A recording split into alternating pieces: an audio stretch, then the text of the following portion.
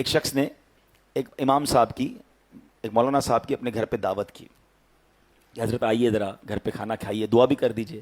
Drawing room میں بٹھایا اور کھانے پینے کا انتظام کرنے چلا گیا۔ کھانا وغیرہ کھا کے امام صاحب دعا کر کے چلے گئے۔ بیٹا آیا، کہتا ہے ابو جان کمرے میں کون آیا تھا؟ کہا امام صاحب آئے تھے۔ کہا میرے بہت سارے پیسے پڑے ہوئے تھے، غائب ہو گئے ہیں۔ کہتا ہے کیسی بات کر رہے ہو، امام صاحب ہیں، تم نے کہیں بھول گئے؟ نہیں ابو میں نے یہیں رکھے تھے۔ بڑا پریشان کیونکہ پیسے زیادہ تھے، ٹینشن میں آ گیا۔ ابو کو سمجھایا، ابو کہ میں تو امام صاحب سے بات نہیں کروں گا، اتنی نیک شخصیت ہے، کوئی امام صاحب چوری کرنے تھوڑی آئے تھے، تم نے کہیں رکھ دیا ہوگا۔ کہتا نہیں ابو یہی رکھے تھے۔ بہرحال دل میں اس نے رکھی بات، پیسے زیادہ تھے، یاد تھے اس کو۔ 6 مہینے، سال بعد، 1 سال بعد پھر انہوں نے امام صاحب کی دعوت کی۔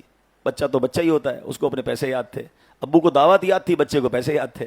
جیسے امام صاحب آئے تو ابو کھانا لینے گئے تو اس نے کان میں امام صاحب سے پوچھ لیا، امام صاحب ایک بات کہوں، ناراض مت ہوئیے گا۔ بولو بیٹا کیا مسئلہ ہے؟ کہا پچھلے سال بھی آئے تھے نا، میرے کچھ پیسے تھے، بڑے زیادہ پیسے تھے، آپ جب سے گئے وہ پیسے نہیں مل رہے، آپ ناراض مت ہوئیے گا، میں آپ کو کچھ کہہ نہیں رہا، آپ کو نظر آئے تھے۔ یہ سن کر امام صاحب رونے لگ گئے۔ اتنی دیر میں والد صاحب بھی آ گئے۔ بیٹے نے کہا میں نے امام صاحب سے پوچھا ہے، وہ تو رو رہے ہیں۔ کہا دیکھا میں نے کہا تھا نا تمہیں نہیں کرنا تھا، امام صاحب کو کتنا دکھ ہوا، آپ معاف کر دیں، ہم آپ کو چور نہیں کہہ رہے، بس یہ بچہ تھا اس نے پوچھ لیا۔ کہتے میں اس لیے نہیں رو رہا کہ اس نے مجھ سے سوال کیا ہے۔ یہ سامنے آپ کی کبٹ کے اندر قرآن پاک ہے، ذرا نکالیے۔ انہوں نے قرآن پاک نکالا، کہا اس کو کھولیے۔ وہ جلدان کے اندر لپٹا ہوا تھا، اس کو کھولا تو سارے پیسے اس کے اندر پڑے تھے۔ کہا بیٹا جب کھانا لینے آپ کے ابو گئے نا تو پیسے بکھرے ہوئے تھے، میں نے پیسے سمیٹ کے قرآن میں رکھ دیے کہ روز تلاوت ہوتی ہوگی، آپ قرآن کھولیں گے آپ کو پیسے مل جائیں گے۔ میں رو اس لیے رہا ہوں کہ پورا سال ہو گیا ہے آپ کے گھر میں قرآن نہیں کھولا ہے۔ سچ بتاؤ یہ حال نہیں ہے ہمارا؟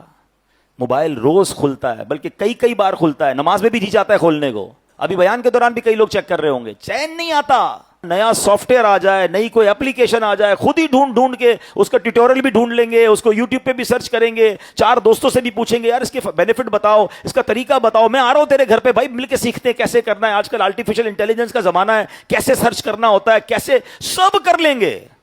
قرآن کے بارے میں یار ابھی تو واقعی مشکل ہے، اب تو کیسے پڑھیں؟ یعنی جس کو نہیں کرنا نا، ایک جملہ یاد کر لیں، امیر علیہ سنت کا بڑا تاریخی جملہ ہے۔